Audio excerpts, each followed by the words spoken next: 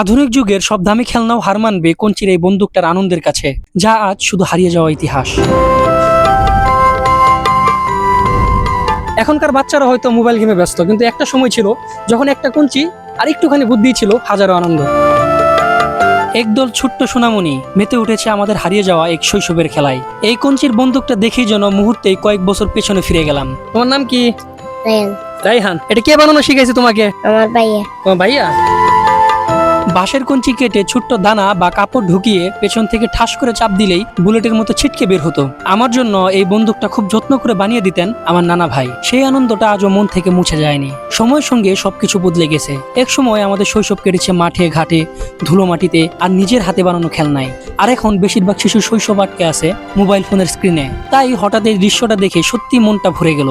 অনেক এলাকায় এই খেলাটার নাম ভিন্ন ভিন্ন রকমের হয়ে থাকে। তোমাদের এখানে এই খেলার নাম কি? আসার বন্দুক। আসার বন্দুক। হয়তো আর কিছু বছর তারপর এই খেলনাগুলো নতুন প্রজন্মের কাছে শুধু গল্প হয়ে রয়ে থাকবে। আজকের মতো এখানে বিদায় নিচ্ছি। আশা করি সবাই ভালো থাকবেন। আল্লাহ হাফেজ।